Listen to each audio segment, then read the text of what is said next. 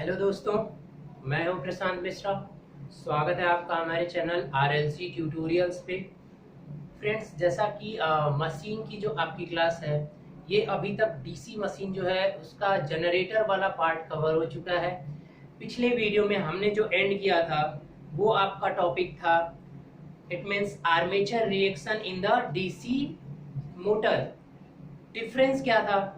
बस यहाँ पर जो रेफरेंस चेंज हो रहा था ओमेगा, मोटर एक्चुअली जो आपकी स्पीड जो इधर इस स्पीड पे रन कर रही है ओमेगा से, बस इसी की वजह से आपका जो शिफ्ट हो रहा था, बाकी सारी की सारी प्रोसेस कैसे उससे एलिमिनेट करेंगे, कैसे उसमें ब्रश शिफ्टिंग होती है और क्यों एंटर पोल आएगा और कम्यूटेशन की प्रोसेस, ये सारा का सारा in the case of motor भी सेम होगा। ठीक है, तो अब यहाँ तक आपका कंप्लीट हो चुका है। अब हम बढ़ते हैं आपका कैरेक्टरिस्टिक्स ऑफ, आज की जो टॉपिक है वो है आपका कैरेक्टरिस्टिक्स ऑफ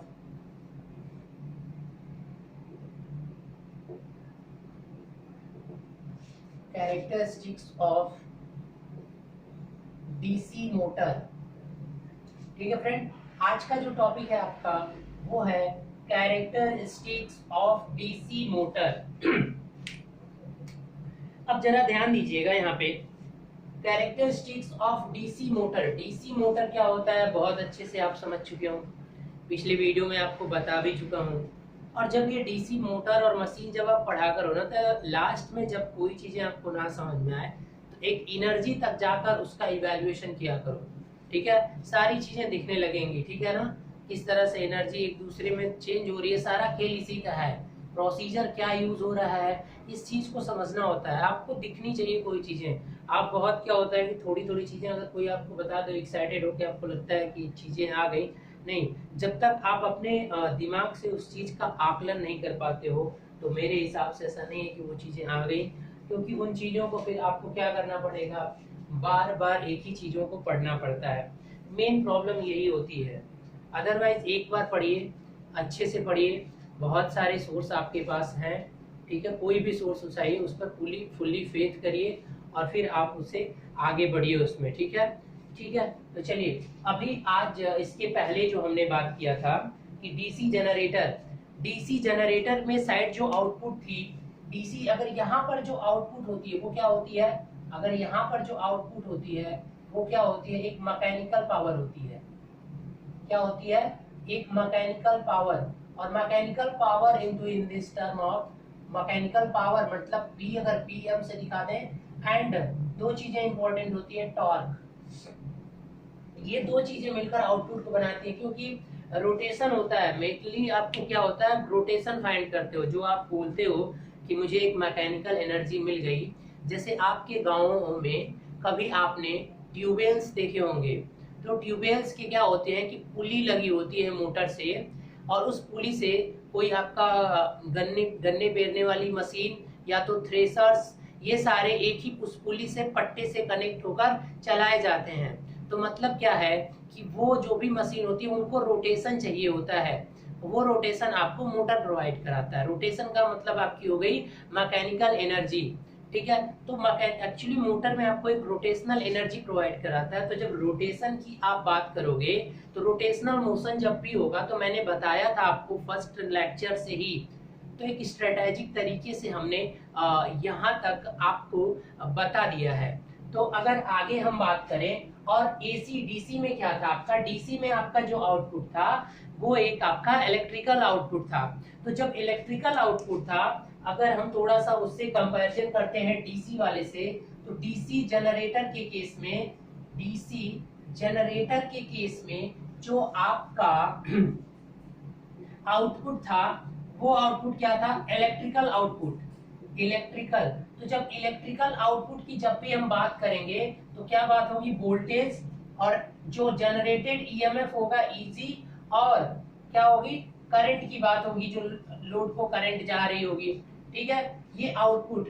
तो जब भी आपका कैरेक्टरिस्टिक्स ड्रॉ होता है, कैरेक्टरिस्टिक्स का मतलब कैरेक्टर बताना है, तो कैरेक्टर किसका बताओगे, जो आपके आउटपुट के सामने से दिखेगा, आपका अगर सपोज दैट कोई कहता है कि कैरेक्टर किसी का कैसा है, तो वो होता क्या है कि उसका आउटपुट जिस तरीके से आता है, बोलते हैं इसका कैरेक्टर सही नहीं है, तो इसका मतलब क्या हुआ कि उसके आउटपुट से कुछ ऐसी चीजें आ रही हैं जो रेफरेंस, जो मैक्सिमम लोगों का रेफरेंस है उसके हिसाब से वो चीजें क्या है, गलत है। It means when we are saying that is characteristics, it means we are measuring the output, it means we are measuring the output means output और किसी और आउटपुट की कुछ क्वांटिटीज के बीच में हम क्या करेंगे, कंपैरिजन करेंगे। जैसे यहाँ पर आउटपुट में आपका मैकेनिकल पावर मिल रही है, टॉर्क मिल रही है, स्पीड मिल रही है, ठीक है, टॉर्क आने का मतलब स्पीड भी आएगा, ठीक है। तो अब इन सब चीजों का अगर हम वहां पर एनालिसिस करते हैं, टॉर्क, ठीक है, टॉर्क अगर आपका बदल रहा है तो लोड करंट उससे किस तरह से बदल रही है, ठीक है। तो ये सारी की सारी चीजें, कुछ इनपुट के भी रिलेशन होते हैं कि इनपुट से जो सप्लाई करंट आ रही है फिर उस पे क्या इफेक्ट पड़ता है। तो यहाँ पर जो हमने देखा था वो क्या था, एक्सटर्नल और इंटरनल कैरेक्टरिस्टिक्स में हमने डिवाइड कर दिया था। और एक कुल मिला के मैं थोड़ा सा यहाँ पर रिव्यू दे देता हूँ कि एक ग्राफ हम किसके बीच में खींचते थे, इजी वर्सेस किसके बीच में, इजी वर्सेस आईएफ, ठीक है, एक ग्राफ ये भी खींचा जाता था। और फिर हम क्या करते थे, इजी आर्मेचर रिएक्शन का भी कुछ था रोल, इजी वर्सेस किसके बीच में खींचते थे, इजी वर्सेस आई ए के बीच में खींचते थे। और फिर वी वर्सेस किसके बीच में करते थे, लोड करंट। ये कुछ तीन तरीके के ग्राफ थे जो आपके डीसी जनरेटर कैरेक्टरिस्टिक्स सबका अलग अलग पिछले लेक्चर में मैंने बहुत अच्छे से डिस्कस कर चुका हूँ। DC shunt generator, DC series generator, DC compound generator, इन सब के कैरेक्टरिस्टिक्स को हमने क्या कर लिया है, डिस्कस कर लिया है, ठीक है। अब आज की जो क्लास है, इस क्लास में क्या करना है, चलिए आज सेम यही चीजें फिर डिस्कस करनी है, लेकिन मोटर के केस में, तो मोटर के केस में कुछ ऐसा रोल नहीं आएगा इंटरनल एक्सटर्नल कैरेक्टरिस्टिक्स। मोटर के केस में सारे के सारे मोटर में जो कॉमन होने वाला है, आप पहले उसको समझिएगा कि कॉमन क्या है तीनों में। तीनों में जो कॉमन होने वाला है सारा के अलग अलग मैं डिस्कस अभी करूंगा, बट जैसे मैंने उसके पहले बारे में उसके बारे में मैंने एक्सप्लेन किया था, तो आप यहाँ भी पहले वो चीज देख लीजिए। पहला आपका जो ग्राफ होगा वो टॉर्क वर्सेस किसके बीच में होगा, आर्मेचर करंट। पहला किसके बीच में होगा, torque versus armature current, torque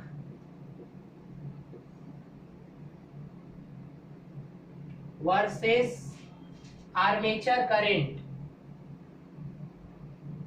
armature current मतलब टॉर्क का मतलब टी हो गया वर्सेस आपका आर्मेचर करंट, मतलब आर्मेचर करंट के बढ़ाने से टॉर्क पे क्या इफेक्ट पड़ेगा, या आर्मेचर करंट अगर बढ़ रही है या तो टॉर्क अगर बढ़ रहा है। आप ऐसे समझिए कि आप टॉर्क, आपकी आउटपुट क्या है, टॉर्क। अब ये आई ए क्या है, आपकी इनपुट है।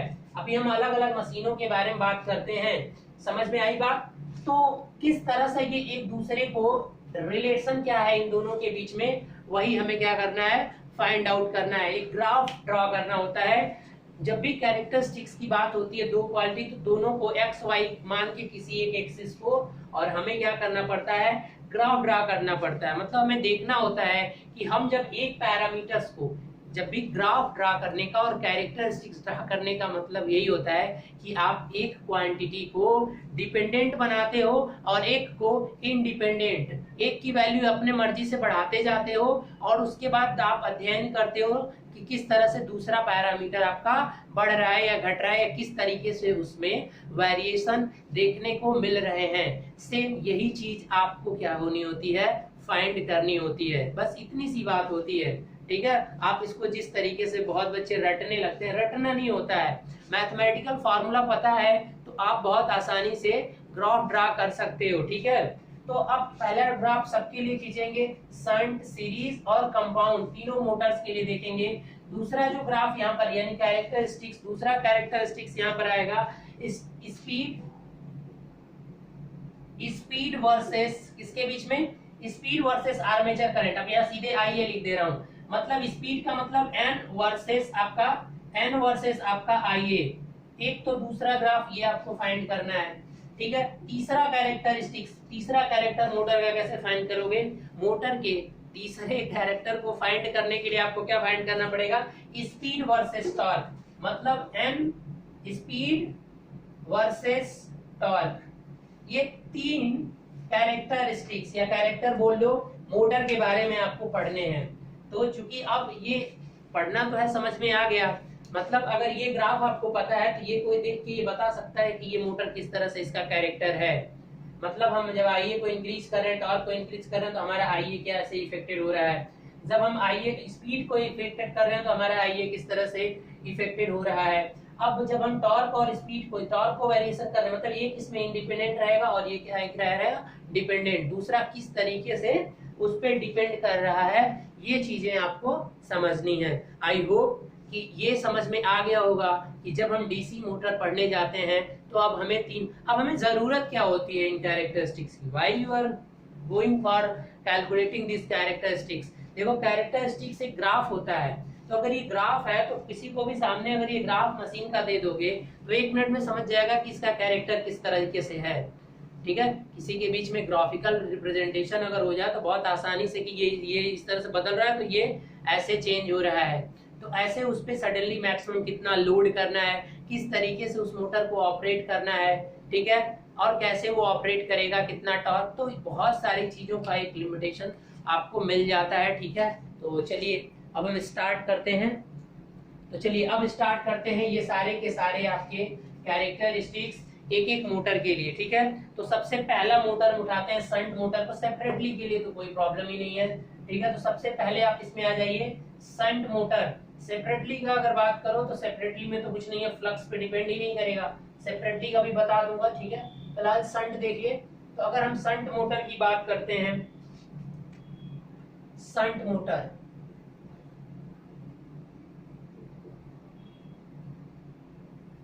ठीक है, शंट मोटर का क्या होता है, कुछ इस तरह की आपकी कैरेक्टर होती है। मतलब पहले आप बना लीजिए एक डायग्राम, ये आपका आर्मेचर, ठीक है, ये आपकी आर्मेचर हो गई। यहां से आप क्या करते हो, सप्लाई प्रोवाइड कराते हो वी, यहां से आप क्या करते हो, एक सप्लाई प्रोवाइड करा देते हो। अब ये सप्लाई आपकी, ये भी सप्लाई वोल्टेज है, इसका नाम क्या है, सप्लाई वोल्टेज। अब यहां से जो करंट जाती है वो लोड लाइन करंट होती है, यहां से जो जाती है उसको क्या बोलते हैं, लाइन करंट। लोड मत समझ लेना यहाँ पर। और इधर जो करंट जाएगी वो आर्मेचर करंट होगी, इधर जो जाएगी वो शंट करंट होगी। और ये आपका शंट कॉइल है, और यहाँ पर जो एक बैक ईएमएफ जनरेट होता है और इसका रेजिस्टेंस मान लो RA है आर्मेचर का। तो इस तरीके से आप ये चीज तो समझ गए होंगे। तो अब इसमें क्या होगा, इस शंट मोटर के बीच में जो हमारा पहला कैरेक्टर होता है वो किसके किसके बीच में होता है, टॉर्क वर्सेस इसके बीच में आपका आर्मेचर करंट। तो अब टॉर्क और आर्मेचर करंट के बीच में अगर आपको चाहिए तो आपको इनके फार्मूले पे जाना पड़ेगा। मैथमेटिकल फार्मूला आपको पता है, अब वहां से आपको रिलेशन मिल जाएगा और आप ग्राफ क्या कर सकते हो, ड्रा कर सकते हो। देखिए वी नो दैट, अब पहला मैं ड्रा करने जा रहा हूं, वी नो दैट, बहुत आसानी से वी नो दैट, एकदम सब कुछ बताऊंगा, आप टेंशन मत लेना। वी नो दैट कि आपका जो टॉर्क होता है वो प्रोपोर्शनल टू होता है फाई और आई ए के, ठीक है, but for shunt machine motor हो या जनरेटर, फाई क्या होता है, नियरली क्या होता है, कांस्टेंट। एक्चुअल में तो वो आर्मेचर रिएक्शन की वजह से चेंज होता है, बट हम उसे अप्रॉक्स क्या मान लेते हैं, सेम मान लेते हैं। ठीक है, तो इसलिए अगर ये सेम हो गया तो टॉर्क प्रोपोर्शनल टू किसके हो जाएगा, आई ए। अब देखिए कितना अच्छा रिलेशन आपको मिल चुका है। जब इस तरह का मतलब क्या है कि डायरेक्टली रिलेशन है, मतलब अगर ये इंक्रीज होगा तो ये भी क्या होगा, इंक्रीज होगा। तो अब क्या है कि यहाँ पर आप बहुत ही आसानी से ग्राफ ड्रा कर सकते हो। ठीक है, आप आईए अगर बढ़ेगा, देखिए आईए को बढ़ाइए, आर्मेचर करंट अगर बढ़ाएंगे, सप्लाई बढ़ेगी तो आर्मेचर करंट बढ़ेगी, तो आर्मेचर करंट बढ़ेगी तो टॉर्क भी क्या होता जाएगा, ये वाई एक्सिस जो है ये आपके टॉर्क को बता रहा है, यानी ये टॉर्क है। और ये वाला एक्सिस जो एक्स एक्सिस है ये क्या है आपका, ये एक्स एक्सिस को जो मान लिया मैंने एक्स, और ये क्या है वाई एक्सिस को टॉर्क। तो देखो लीनियर रिलेशन है, तो लीनियर ग्राफ कैसे मिलता है, कुछ इस तरह से होगा, यानी जैसे जैसे ये बढ़ता जाएगा वैसे वैसे ये भी बढ़ता जाएगा, मतलब स्लोप क्या है, कांस्टेंट है। तो तो स्लोप अगर कांस्टेंट है तो टॉर्क प्रोपोर्शनल टू किसके हो जाएगा, आई के हो जाएगा। तो इस तरह की आपको ग्राफ, अब ये देख के आपको मिल जाएगा कि लीनियर ग्राफ है, ठीक है। बट आर्मेचर रिएक्शन की वजह से थोड़ा सा, ड्यू टू आर्मेचर रिएक्शन, ये ग्राफ का स्लोप थोड़ा सा कम हो जाता है। कुछ इस तरह से ये ग्राफ मिलती है आपकी, ये भी लीनियर ही रहेगा, ठीक है, कुछ इस तरह से मिलती है। अब ये क्यों आएगा, due to armature reaction, due to armature, कुछ ड्रॉप हो जाएगा ना ड्यू टू आर्मेचर रिएक्शन की वजह से, इसलिए इसका स्लोप थोड़ा सा क्या हो जाएगा, टॉर्क और इसका स्लोप क्या हो जाएगा, कुछ कम हो जाता है। ये रेड वाला जो है, ये जब आप आर्मेचर रिएक्शन को नेग्लेक्ट करोगे तब ये ब्लैक वाला मिलेगा, और जब आप मशीन में मानते हो कि कुछ आर्मेचर रिएक्शन है तो उस समय आपको ये होगा, due to armature reaction slope थोड़ा सा क्या हो जाएगा, कम हो जाएगा। Is it clear? अब हम बढ़ते हैं अगले, आपके यहाँ पर समझ गए हो। देखिए वैसे ड्रास्टिकली यहाँ पर फाई तो कम होता है आर्मेचर रिएक्शन की वजह से। अब यहाँ पर एक नोट करके आप लिख लो कि अगर आर्मेचर रिएक्शन को आप नेग्लेक्ट नहीं करते हो, वैसे फाई क्या होता है, डिक्रीज होता है। अब फाई डिक्रीज होता है तो सो टॉर्क क्या हो जाता है, डिक्रीज हो जाएगा, क्योंकि फाई के साथ भी इसका डायरेक्टली रिलेशन है, तो इसलिए टॉर्क भी थोड़ा सा क्या होता है, डिक्रीज हो जाता है due to armature, due to armature reaction. ठीक है, ये चीज याद रखना। बट किसी मशीन में आप मान के एज्यूम कर लिया जाता है, क्वेश्चन में लिख भी देता है कि नेग्लेक्टेड आर्मेचर रिएक्शन, तो वहां पर आप ये चीजें समझ सकते हो कि आर्मेचर रिएक्शन को क्या कर देना है, नेग्लेक्ट कर देना है। आराम से नेग्लेक्ट कर दो, कोई टेंशन नहीं है। तो आई होप कि आप ये समझ गए होंगे। अब हम अगले ग्राफ की तरफ बढ़े, शंट मोटर ही चल रही है आपकी। चलिए अब दूसरा जो ग्राफ खींचना है आपका, दूसरा जो ग्राफ आपकी खींचनी है, दूसरा कैरेक्टरिस्टिक्स, तो वो कैरेक्टरिस्टिक्स है, देखो रटना नहीं है, ऐसे ही आप याद रखिए फार्मूला और ड्रॉ कर लीजिएगा। अब देखिए दूसरा ग्राफ आपका किसके किसके बीच में था, दूसरा वाला लिखा नहीं था, हाँ आपका है स्पीड वर्सेस आर्मेचर करंट, ठीक है। तो अब स्पेस वर्सेस आर्मेचर करंट, मतलब दूसरा आपका मैं बनाता हूं,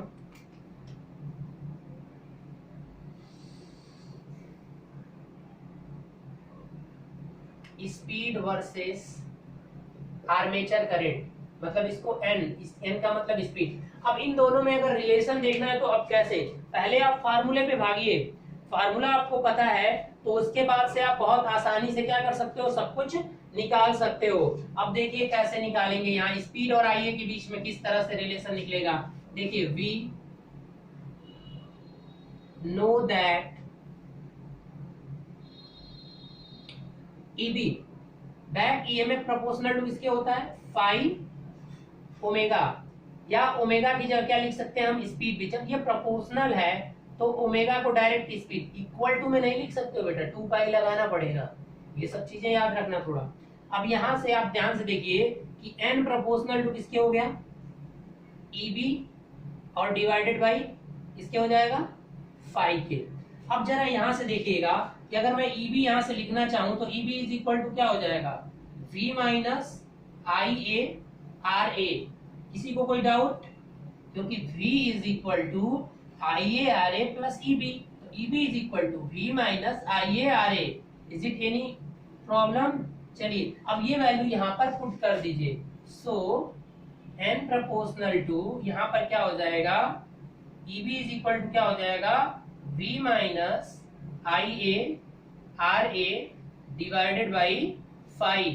अब चूंकि ये संट मशीन है, इन संट मशीन, बहुत बार मैं बोल चुका हूं, इन संट मशीन अगर आर्मेचर रिएक्शन नेग्लेक्ट कर दिया जाए तो फाई अप्रॉक्स क्या हो जाता है, कांस्टेंट हो जाएगा। ये चीज हमेशा याद रखना कि आर्मेचर रिएक्शन अगर कांस्टेंट नहीं है तो फ्लक्स घटेगा, ठीक है, फ्लक्स थोड़ा सा घटेगा। लेकिन अगर नेग्लेक्ट मान देते हैं तभी हम मैथमेटिकल ऑपरेशन में ऐसा मान लेते हैं।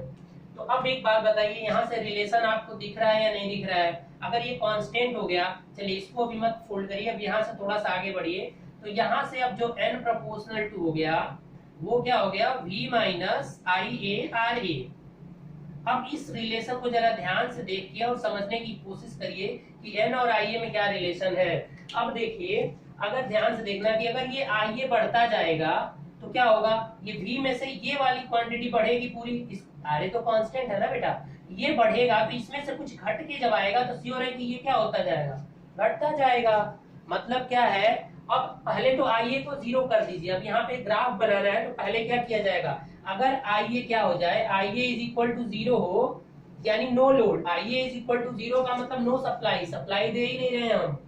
आईए 0 होने का मतलब आपने यहाँ पर कोई सप्लाई नहीं दिया है, तो उस समय जो एन होगा वो प्रोपोर्शनल टू किसके होगा, केवल बी के। आईए 0 तो एन प्रोपोर्शनल टू बी, और सप्लाई वोल्टेज यहाँ पर नहीं, करंट नहीं जा रही है, ठीक है, वोल्टेज छोड़ दीजिए, तो यानी एन का मतलब एन एक अपने मैक्सिमम वैल्यू पे होगा, मतलब N is equal to N max पे रन करेगा, ठीक है। मतलब अगर आईए 0 का मतलब पूरी तरह से 0 नहीं होगा, क्योंकि वोल्टेज के इक्वल तो होगा, एन इज इक्वल टू वी मान सकते हो, ये अप्रोक्सीमेशन है। मतलब आईए 0 होने का मतलब क्या है, आर्मेचर रिएक्शन को आपने नेग्लेक्ट कर दिया तब आप 0 कह रहे हो, मतलब थोड़ी सी अमाउंट ऑफ करंट जाएगी, ड्रॉप को नेग्लेक्ट कर दिया गया है, बात आ रही है समझ में। तो ऐसा नहीं कि 0 होने का मतलब आपने सप्लाई ही नहीं दी, सप्लाई है बट क्या है कि लोड नहीं है, नो लोड की बात हो रही है, बात आई। आईए 0 होने का मतलब नो लोड की बात हो गई, यानी लोड आपने नहीं कनेक्ट किया है। और जब मशीन पे लोड कनेक्ट नहीं होगा तो उस कंडीशन में एक मैक्सिमम स्पीड पे वो क्या करेगी, रन करेगी मशीन। और जैसे जैसे उससे कोई थ्रेसर, उससे कोई गन्ने के रस वाली मशीन, अगर कोई भी पेरने वाली मशीन अगर लगाते हैं तो आपकी क्या हो जाएगी, स्पीड क्या होती जाएगी, कम होती जाएगी। क्योंकि रिलेशन क्या है, कुछ इस तरह का रिलेशन है। अब लीनियर रिलेशन नहीं है, इस तरह के रिलेशन को लीनियर नहीं बोलेंगे, क्योंकि अगर ये 0 होगा तो ये अपने मैक्सिमम वैल्यू पे होगा, और फिर जैसे जैसे ये बढ़ना शुरू करेगा वैसे वैसे ये क्या होता जाएगा, कम होता जाएगा। तो यानी समथिंग माइनस करके रिलेशन है।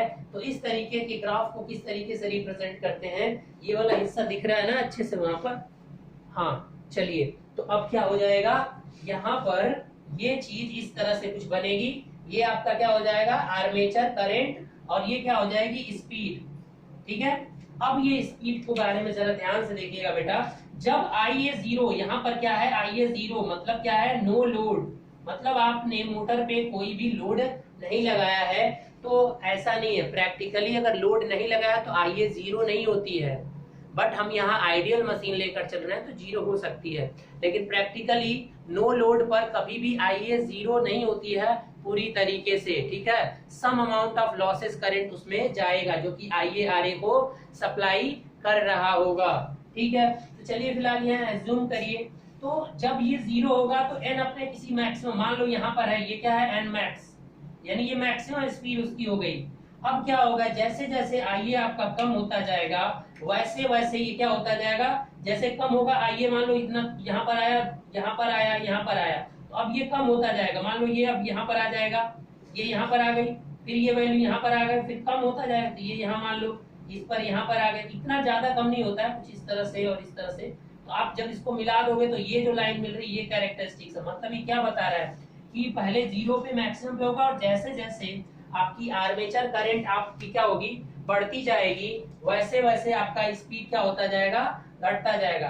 अब आर्मेचर करंट कैसे बढ़ेगा, आर्मेचर करंट कैसे बढ़ेगा बताइए, इस सोर्स के पास जितनी पावर होगी उससे ज्यादा तो आर्मेचर करंट सप्लाई नहीं कर पाएगा। अब आर्मेचर करंट बढ़ कैसे रहा है भाई, सोर्स साइड से नहीं बढ़ा रहे हो आप। ये कल भी बता, कल एक बच्चे ने मुझे, मतलब एक स्टूडेंट था, उसने पूछा था, याद आ गया मुझे, बता देता हूँ कि सर ये आईए क्यों बढ़ा रहे हैं आप, इधर सोर्स सप्लाई से आईए बढ़ा रहे हैं या इधर से, आईए बढ़ कैसे रहा है बेटा।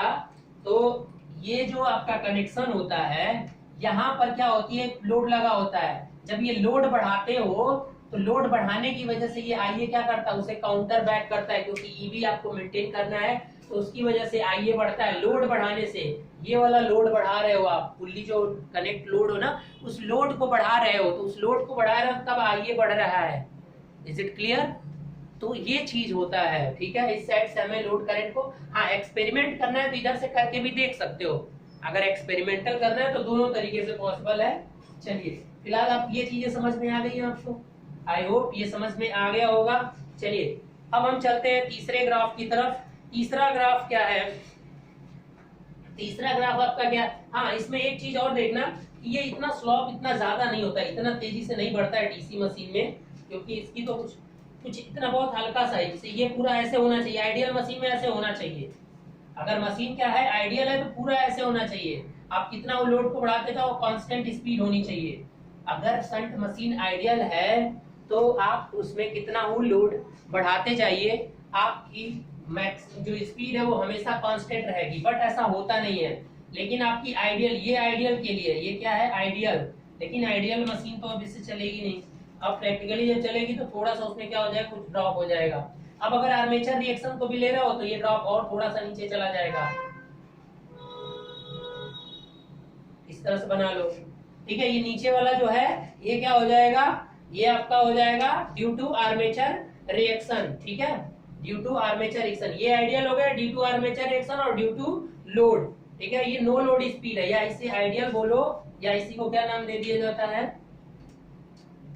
No load speed. ये जो एन मैक्सिमम है ना, यही होगा आपका नो लोड स्पीड। ठीक है, और ये इतना जो स्लॉप आ रहा है ये due to armature reaction, due to armature a और आर कर दे रहा हूं, समझ जाना। और ये जो है due to load, due to load, मतलब अगर सब कुछ काउंट करके करोगे तो कुछ इस तरह से आएगा।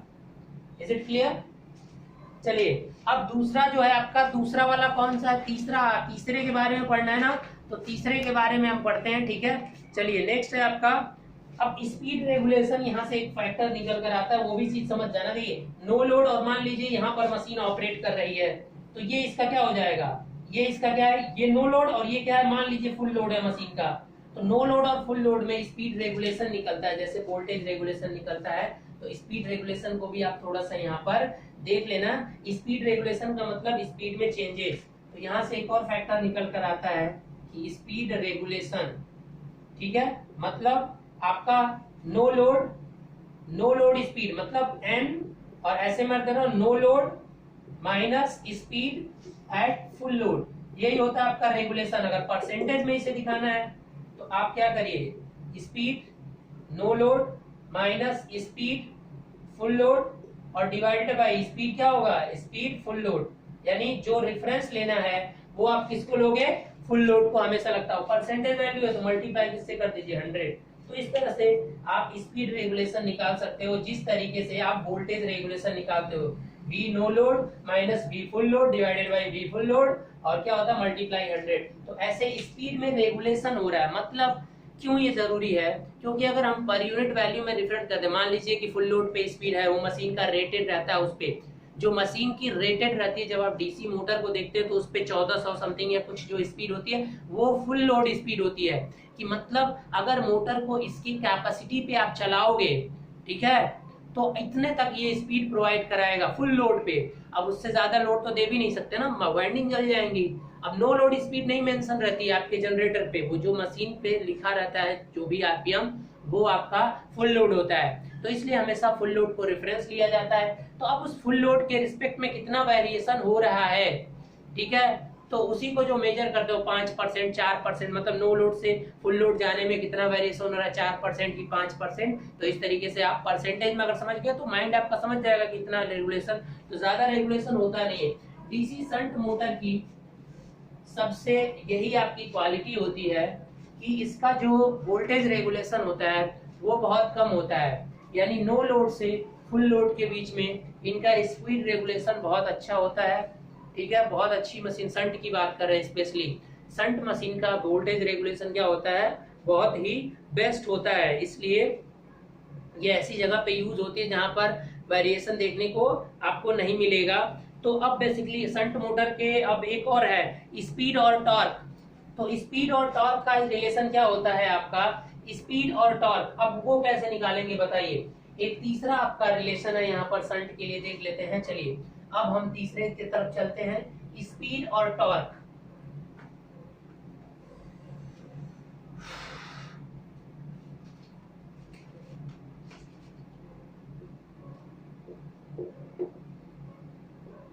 स्पीड वर्सेस टॉर्क, तीसरा कैरेक्टरिस्टिक्स यहाँ शंट के बारे में आ गया। आप तीसरा कैरेक्टरिस्टिक्स है ये शंट के बारे में आप क्या कर लीजिए, समझ लीजिए। स्पीड और टॉर्क के बीच में निकालना है, T प्रोपोर्शनल टू क्या होता है, phi I A. Is it clear? अब देखिए अगर यहाँ से एक तो इक्वेशन ये समझिए, ठीक है। अब दूसरा इक्वेशन आपका क्या होता है कि आपको फाई और इसके एक और पता है कि EB प्रोपोर्शनल टू क्या होता है, फाई और N, ठीक है। N और T के बीच में निकालना है। तो अब क्या करो, फाई को यहाँ से इसके इक्वल टू पुट कर दो, ठीक है। अब चूंकि फाई यहाँ से कांस्टेंट होता है तो बाद में हम रख देंगे, पहले आप फाई की जगह पे यहाँ ईबी और समथिंग ये क्या कर दीजिए, पुट कर दीजिए।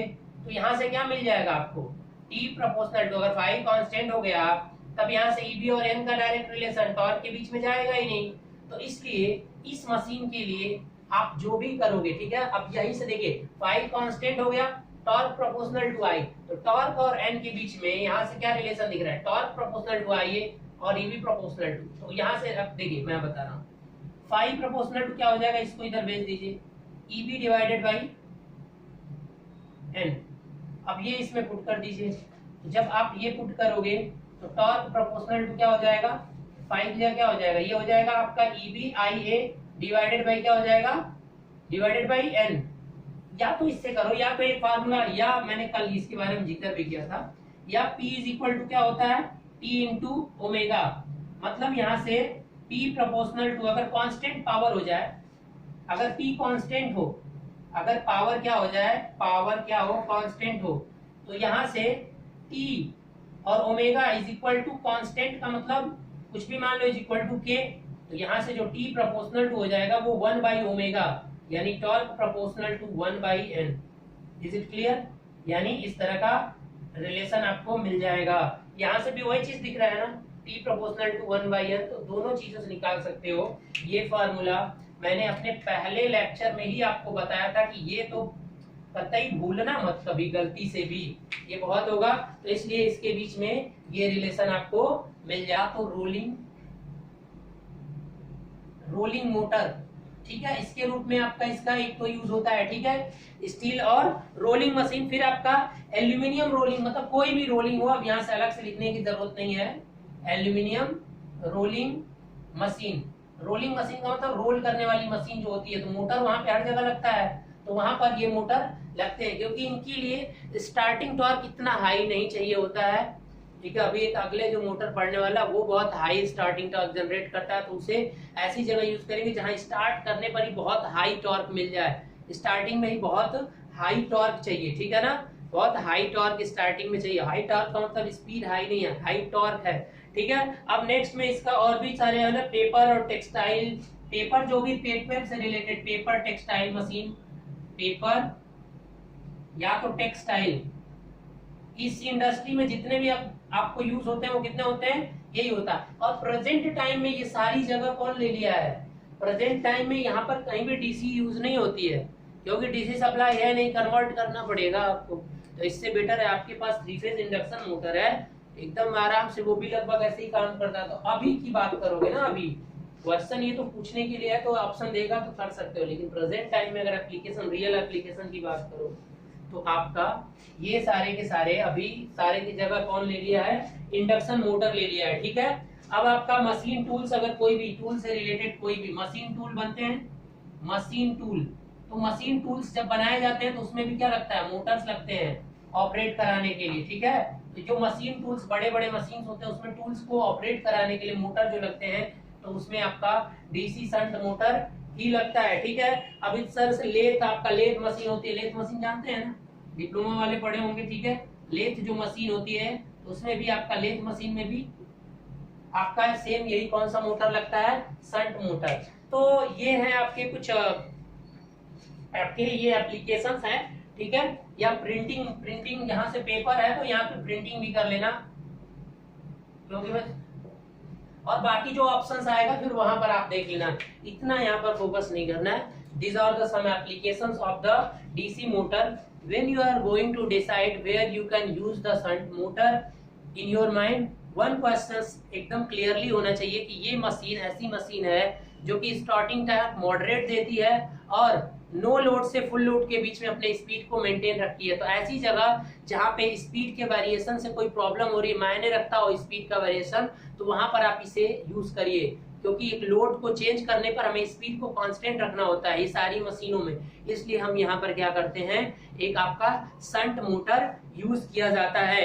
और दूसरा क्वेश्चन कि शंट मोटर के पास आजकल जो भी प्रॉपर्टीज हैं वो सारी की सारी प्रॉपर्टीज आपके किसके पास आ गई हैं, इंडक्शन मोटर के पास, 3 फेज इंडक्शन। तो मैक्सिमम आज के समय में ज्यादा से ज्यादा आपका 3 फेज इंडक्शन मोटर ही हर जगह क्या होता है, यूज होता है, ठीक है। और संट और सेपरेटली लगभग क्या होता है, अभी मैंने बोला ना पहले संट पढ़ लीजिए, अब आपका संट हो, संट मशीन हो या तो सेपरेटली एक्साइटेड हो, इन दोनों का जो कैरेक्टरिस्टिक्स होता है सेपरेटली एक्साइटेड,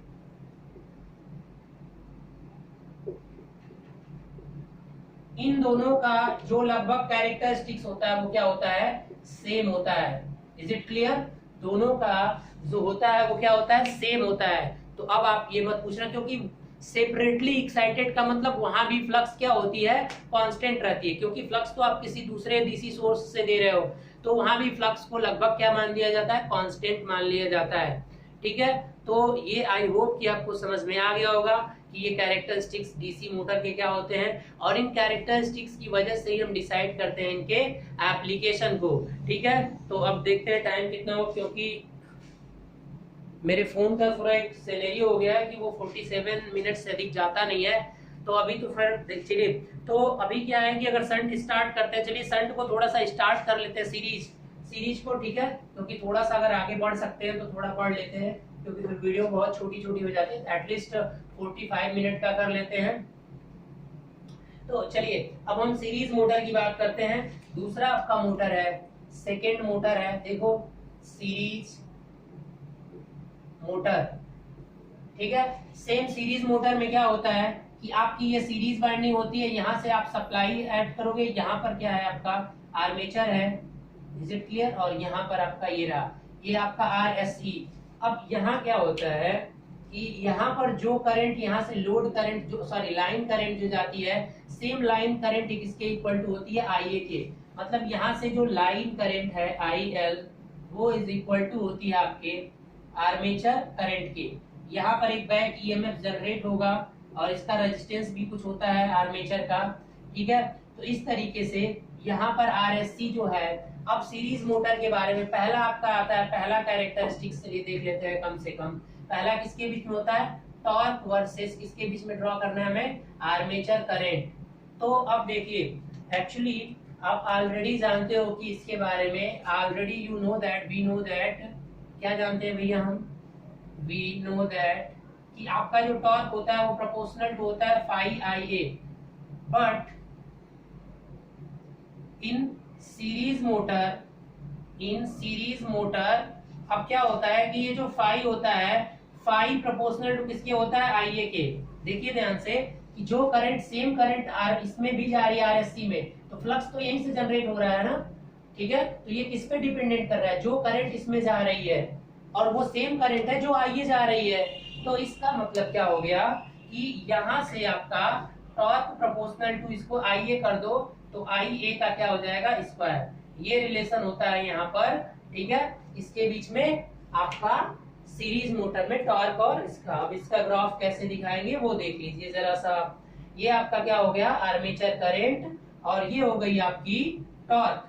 तो अब इस तरह का रिलेशन मतलब क्या है कि कुछ इस तरह से बनता है, पैराबोलिक कर्व है ना ये, तो ये पैराबोलिक कर्व आपका इस तरह से बन जाएगा। ठीक है, अब यहाँ पर इसके बाद से कोर अगर सैचुरेट हो जाता है, क्योंकि ज्यादा बढ़ते जाओ कोर यहाँ से सैचुरेट हो जाता है, तो अगर कोर सैचुरेट हो रहा है तो ये सीधे जाएगा। अगर कोर सैचुरेशन अगर नहीं, आफ्टर सैचुरेशन के बाद से ये क्या हो जाता है, कुछ इस तरह से लीनियर हो जाता है, ये लीनियर। ठीक है, ये जो रेड वाला देख रहे हो ना आप, ये आफ्टर सैचुरेशन है, ये कभी कभी दे देता है, मतलब आपका फील्ड पोल्स क्या हो जाए, क्योंकि ज्यादा करंट, देखो भैया करंट बढ़ाओगे तो कुछ समय बाद ये तो सैचुरेट हो जाएगा ना, ज्यादा करंट तो उसमें फ्लो नहीं हो सकती, क्योंकि इसका जब BH कर्व खींचोगे तो आपको पता है कि फाई जब बढ़ाते हो तो H बढ़ता जाता है और सैचुरेशन आ जाता है, तो ये आपका सैचुरेट हो जाएगा कुछ टाइम। ये नहीं कि आप जितना करंट बढ़ाते जाओगे टॉर्क बढ़ता जाएगा, एक ऐसी कंडीशन आएगी कि इसके बाद टॉर्क जब सैचुरेट हो जाएगा, तब फिर जब ये सैचुरेट हो गया,